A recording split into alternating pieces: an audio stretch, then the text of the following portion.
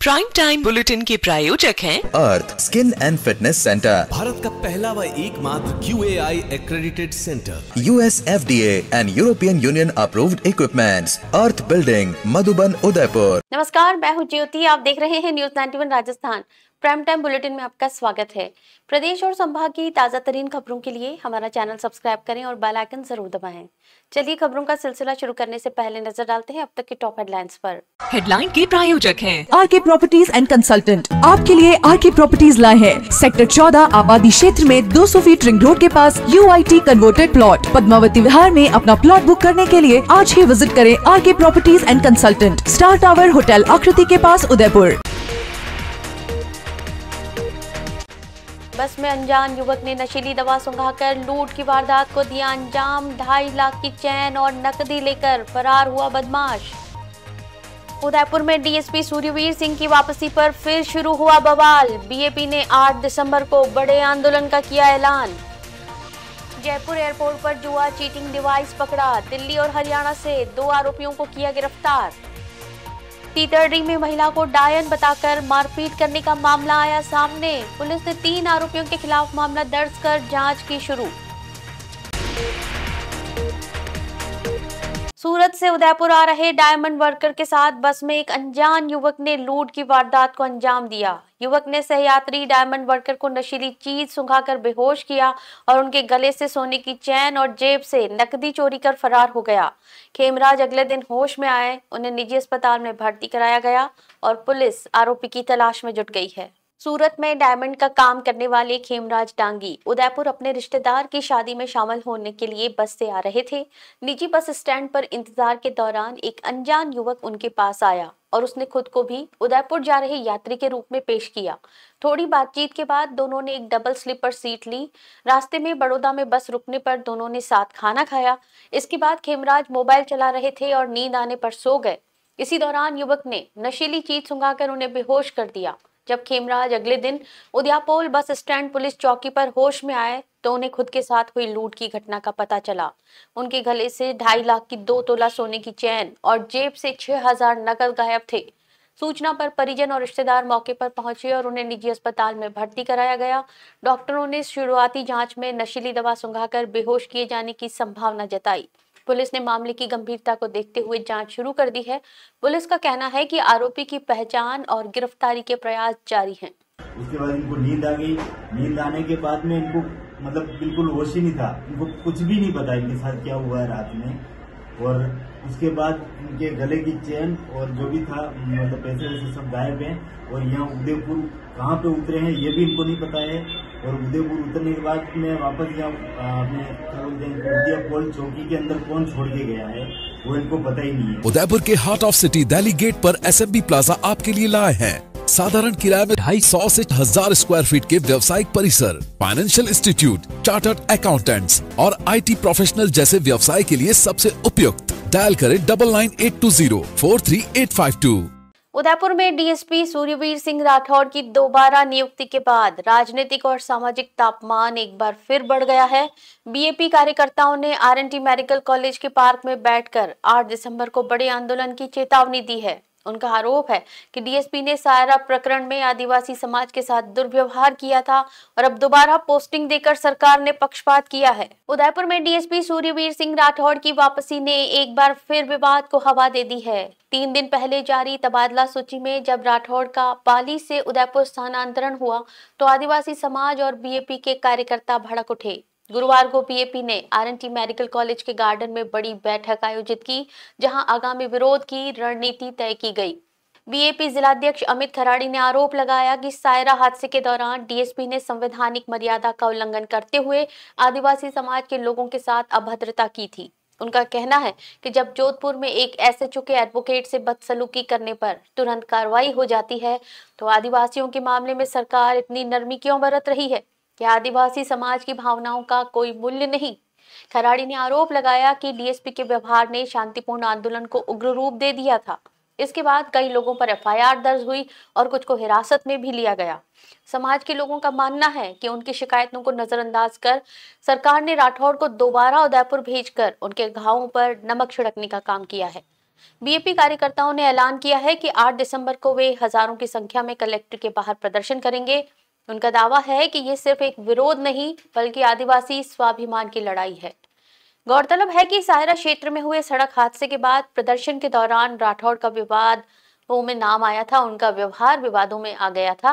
पहले उन्हें पाली भेजा गया जिससे मामला शांत हुआ, लेकिन नई लिस्ट में फिर से उदयपुर ट्रांसफर ने परिस्थितियां बदल दी हैं। इस प्रकार की गाली गलौज करके उस आंदोलन को उग्र करने के बाद जिस प्रकार से हमारे लोगों पर एफआईआर हुई, उनको थाने में जिस प्रकार से मारपीट किया गया और आज भी वो थाने में बंद है, तो उनके लिए आज हम 8 तारीख को हम लोग बहुत ही बड़ा आंदोलन करेंगे और निश्चित तौर पर प्रशासन को बहुत ही बड़ा कड़ा जवाब देंगे और हमारा धरना प्रदर्शन बहुत ही अच्छा रहेगा। यही हम इस आपके चैनल के माध्यम से पूरे उदयपुर संभाग में जिस तरह से डीएसपी ने गाली गलौज की, अगर ये वहाँ 8 तारीख से पहले यहाँ निलंबित नहीं होते, यहाँ से ट्रांसफ़र नहीं होता है या निलंबित नहीं होते, तो हम 8 तारीख को पूरे उदयपुर में चक्का जाम करेंगे। पूरे आदिवासी समाज से आज हम अपील करते हैं कि जिस तरह से ये इसने गाली गलौज की थी डीएसपी ने, तो ये पूरा समाज देख रहा है, जान रहा है कि आदिवासियों के साथ में सरकार किस तरह से खिलवाड़ कर रही है। सरकार भी नहीं चाहती है कि आदिवासी की आवाज़ सुने, आदिवासियों के साथ में न्याय हो। जयपुर इंटरनेशनल एयरपोर्ट के डोमेस्टिक कार्गो में मिला संदिग्ध इलेक्ट्रॉनिक डिवाइस अब बड़े जुआ चीटिंग रैकेट का हिस्सा साबित हो रहा है। पुलिस ने हरियाणा और दिल्ली में छापेमारी कर 2 आरोपियों को गिरफ्तार किया है। आरोपियों ने स्वीकार किया कि बैटरी नुमा ये डिवाइस ताश के खेल में चीटिंग करने के लिए इस्तेमाल होता है, जो सामने वाले खिलाड़ी के पत्तों की जानकारी देता है।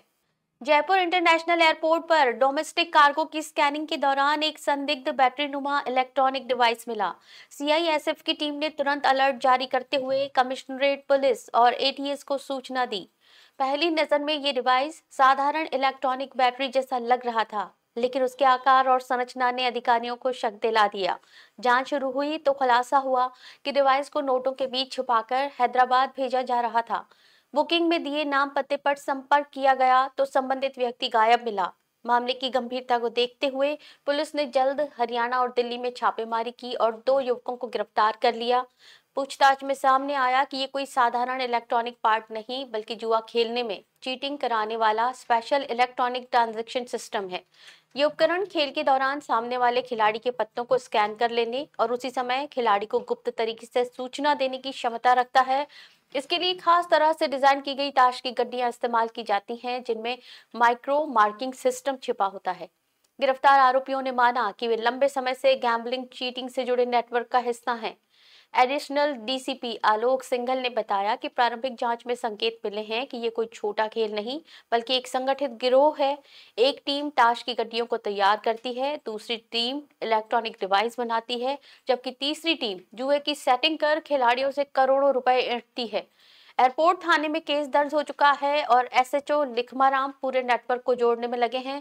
पुलिस का दावा है कि जल्द ही इस बड़े गैंग का पर्दाफाश किया जाएगा, क्योंकि पकड़ा गया डिवाइस बेहद हाईटेक और प्रोफेशनल स्तर पर इस्तेमाल होने वाला उपकरण है। Amar Ashish hospital and test tube baby centre Udaipur, जहां आधुनिक तकनीक से मिलता है निसंतान दंपतियों को संतान सुख। तो आज ही डायल करें अपनी खुशियों का नंबर 0294 242 9044। उदयपुर के सवीना थाना क्षेत्र के तीतरड़ी इलाके में एक महिला को डायन बताकर उसके साथ मारपीट करने का मामला सामने आया है। पीड़िता की शिकायत पर पुलिस ने 3 आरोपियों के खिलाफ विभिन्न धाराओं में मामला दर्ज कर जांच शुरू की है। पुलिस रिपोर्ट में दर्ज जानकारी के अनुसार बताया गया कि तीतरड़ी निवासी पीड़िता ने थाने में रिपोर्ट दर्ज कराई कि कुछ लोगों ने उसे डायन बताकर सार्वजनिक रूप से अपमानित किया और उसके साथ मारपीट की है। पीड़िता ने अपनी रिपोर्ट में 3 जनों पर आरोप लगाया है। पीड़िता ने रोडीबाई, नारायण लाल और पुष्कर निवासी खोखरिया पर आरोप लगाया। उसे मानसिक और शारीरिक रूप से प्रताड़ित किया गया है। आरोप है कि तीनों ने उसे डायन कहकर बदनाम किया और मारपीट कर गंभीर रूप से आहत किया। मामले में पुलिस ने आरोपीगण के विरुद्ध बीएनएस की धाराएं 115(2), 126(2), 3(5) और 74 के साथ ही राजस्थान डायन प्रताड़ना निवारण अधिनियम 2015 की धारा 3/4(1) के तहत प्रकरण दर्ज कर मामले की जांच शुरू की है। मामले की जांच लादूराम उप निरीक्षक द्वारा की जा रही है। पुलिस इस मामले में सभी तथ्यों की गहनता से जांच में जुटी है। पूनम फर्नीचर 31 वर्षों से आपकी सेवा में। Office, hospitals, hotels, college, corporate और सभी तरह के गवर्नमेंट इंस्टीट्यूशंस में टर्नकी प्रोजेक्ट्स विशेषज्ञ पूनम फर्नीचर्स आपके लिए लाए हैं 0 डाउन पेमेंट 0% ब्याज पर आसान ऋण योजना। घर के आंगन सा लगे ससुराल का हर कोना। पूनम फर्नीचर के बिना बिटिया ससुराल न जाए। Poonam furnitures, Hiranmagri, sector 5, main road, Udaipur. Youth Congress ने उदयपुर में आगामी 100 दिनों का राजनीतिक रोड मैप जारी किया है। संगठन का कहना है कि वो 9 प्रमुख मुद्दों पर ब्लॉक और बूथ स्तर तक पहुंचकर केंद्र और राज्य सरकार की विफलताओं को जनता के सामने रखेगा। संभागीय प्रभारी राहुल खान ने प्रेस कॉन्फ्रेंस में बताया कि नुक्कड़ सभाओं से लेकर डोर टू डोर कैंपेन तक हर स्तर पर जन जागरण अभियान चलाया जाएगा।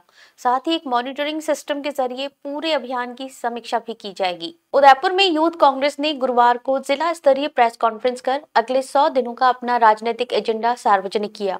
संभागीय प्रभारी राहुल खान ने बताया कि शीर्ष नेतृत्व के निर्देश पर तैयार किए गए इस रोड मैप में 9 प्रमुख मुद्दों को केंद्र में रखा गया है, जिन पर संगठन ब्लॉक लेवल से लेकर बूथ लेवल तक सीधा जन संवाद करेगा।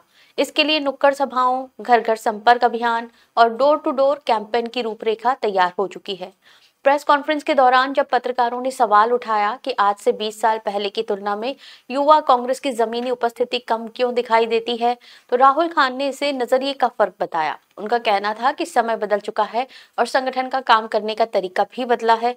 उन्होंने बताया कि विधानसभा स्तर पर कमेटियां गठित कर दी गई हैं और इन कमेटियों के माध्यम से एक मॉनिटरिंग सिस्टम लागू किया जाएगा। ये सिस्टम अभियान के दौरान सभी गतिविधियों पर नजर रखेगा। कौन सा ब्लॉक कवर हुआ, किस बूथ पर कार्यक्रम हुआ, कितने लोगों ने मिस कॉल के माध्यम से रजिस्ट्रेशन किया, इन सभी आंकड़ों को एकत्रित कर अभियान समाप्त होने के बाद फिर प्रेस के सामने रखा जाएगा। राहुल खान का कहना था कि उन्हें हाल ही में संभाग प्रभारी की जिम्मेदारी मिली है और उनका लक्ष्य है संगठन की विचारधारा को मजबूत करना, जमीनी मुद्दों को उठाना और जनता के हक के लिए संघर्ष को नई गति देना। हमारे यूथ कांग्रेस के शीर्ष नेतृत्व के निर्देशानुसार हमने जिला स्तर पे आज ये प्रेस कॉन्फ्रेंस का आयोजन रखा है, जिसमें हम अगले 100 दिन का जो हमारा एजेंडा है इसको लेकर के हम प्रेस के माध्यम से और हमारी कार्यकारिणी को सबको सूचित कर रहे हैं। इस 100 दिन के एजेंडे में हम 9 बिंदु पर ब्लॉक लेवल पे, बूथ लेवल पे घर घर जाकर के नुक्कड़ सभाएं करके डोर टू डोर कैंपेन करके हम इन 9 बिंदु पे जो केंद्र और राज्य सरकार की विफलताएं हैं उनको लोगों को बताने का, जन जागरण करने का काम करें। अजमेर में गुरुवार दोपहर हड़कंप मच गया जब कलेक्टर की ऑफिशियल ईमेल पर दरगाह और कलेक्ट्रेट को बम से उड़ाने की धमकी भेजी गई। ईमेल में दावा किया गया कि दोनों जगहों पर RDX EID लगाए गए हैं। तत्काल सुरक्षा एजेंसी की टीमें मौके पर पहुंची और परिसर को खाली कराकर सर्च ऑपरेशन चलाया गया। 2 घंटे की जांच में कोई संदिग्ध वस्तु नहीं मिली, लेकिन सुरक्षा एजेंसियां अब हाई अलर्ट पर हैं। अजमेर प्रशासन और सुरक्षा एजेंसियों में गुरुवार को अफरा तफरी मच गई जब कलेक्टर की आधिकारिक ईमेल आईडी पर एक धमकी भरा मेल आया। इस मेल में दावा किया गया कि अजमेर कलेक्ट्रेट, कुडनकुलम परमाणु संयंत्र और दरगाह गरीब नवाज के परिसर में कुल 4 RDX EID लगाए गए हैं। इतना ही नहीं, मेल में ये भी लिखा था कि पुतिन के आते ही विस्फोट हो जाएगा। इसी संदेश को देखते हुए इसे बेहद गंभीर माना गया और तुरंत पूरे शहर में सुरक्षा अलर्ट जारी कर दिया गया। धमकी मिलते ही पुलिस, ATS, SOG और इंटेलिजेंस टीम मौके पर पहुंची। कलेक्ट्रेट के कर्मचारियों को तुरंत बाहर निकाला गया। वहीं दरगाह परिसर में जायरीनों की एंट्री रोक दी गई।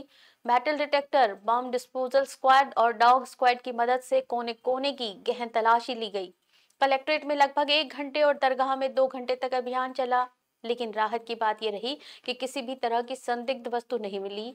इस धमकी ने इसलिए भी चिंता बढ़ा दी क्योंकि 17 दिसंबर से 814वां उर्स शुरू होने जा रहा है। उर्स से पहले इतना बड़ा अलर्ट मिलना अपने आप में सुरक्षा व्यवस्था के लिए चुनौती बन गया है। सुरक्षा एजेंसियां अब किसी भी स्थिति से निपटने के लिए पूरी तरह तैयार हैं। 11 अक्टूबर 2007 को दरगाह में हुए ब्लास्ट की यादें आज भी ताज़ा हैं, जिनमें 3 लोगों की मौत हुई थी। ऐसे में किसी भी धमकी को हल्के में नहीं लिया जा सकता। अंजुमन कमेटी के सचिव सरवर चिश्ती ने बताया कि जानकारी मिलते ही खादिम समुदाय ने पुलिस की मदद करते हुए दरगाह को खाली करवाया। प्रारंभिक जांच में ये धमकी फेक पाई गई है, लेकिन प्रशासन अभी भी सतर्क और ईमेल भेजने वाले की तलाश में है।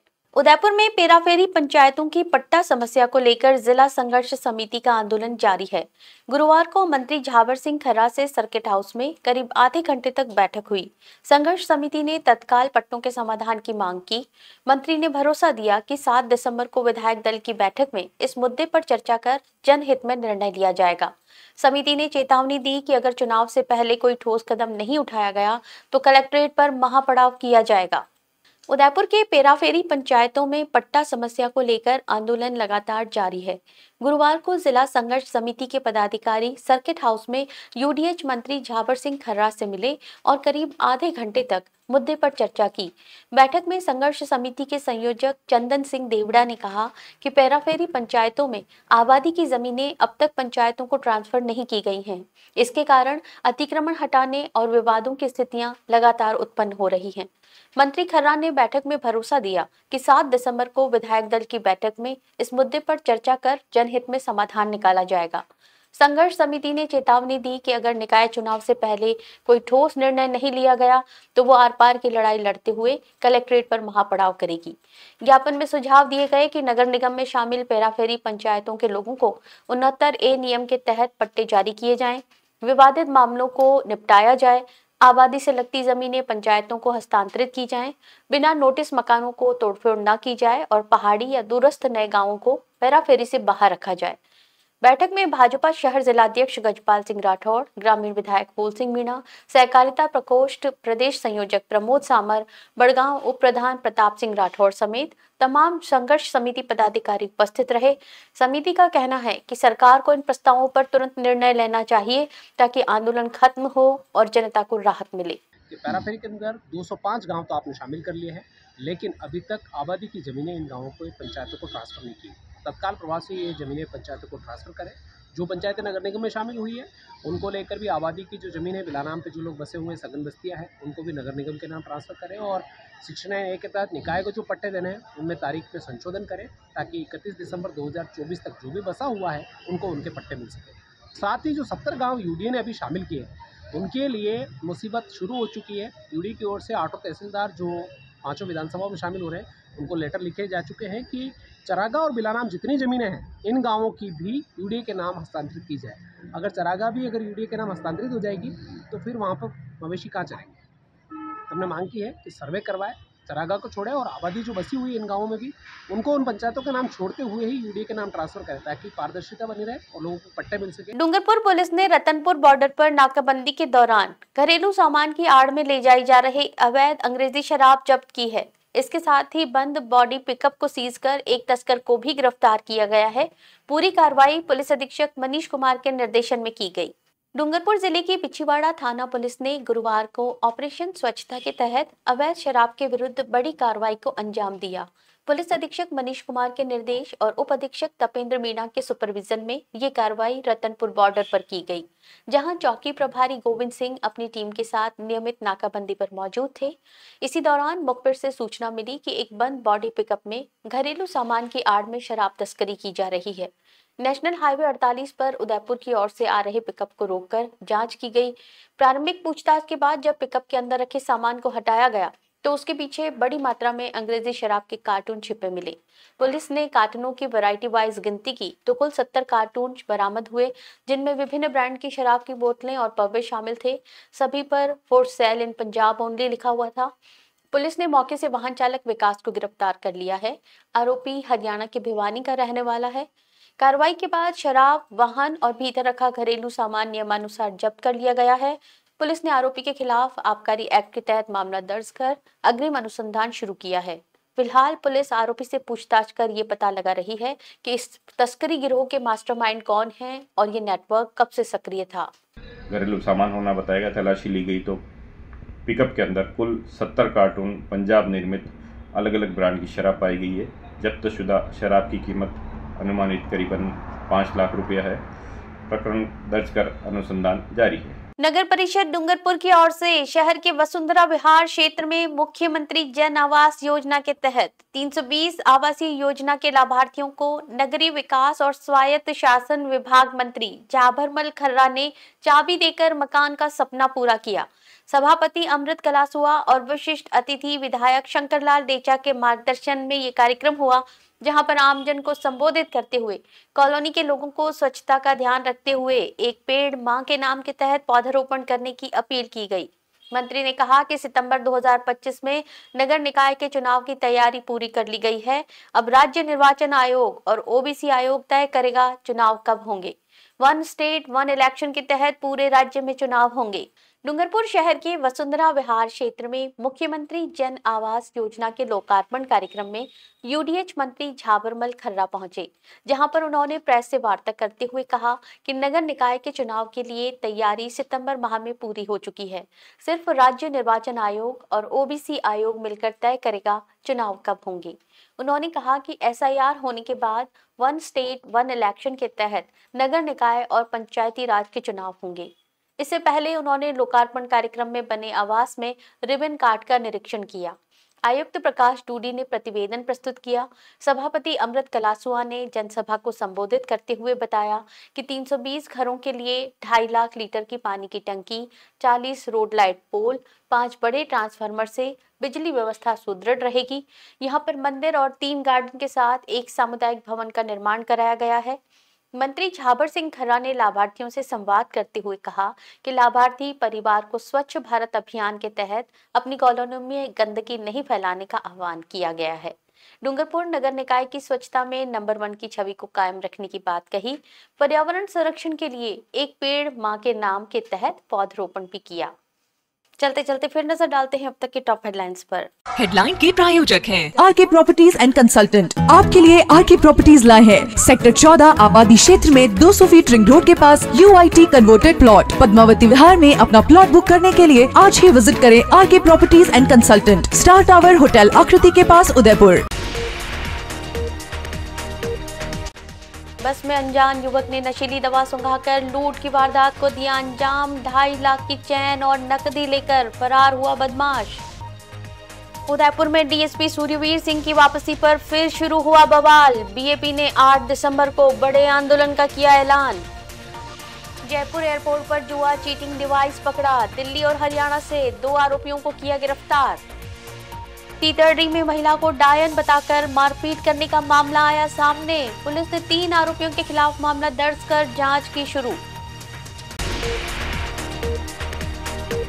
अपने स्मार्टफोन पर प्रदेश भर की खबरों से अपडेट रहने के लिए आज ही हमारा चैनल सब्सक्राइब करें और बेल आइकन जरूर दबाएं।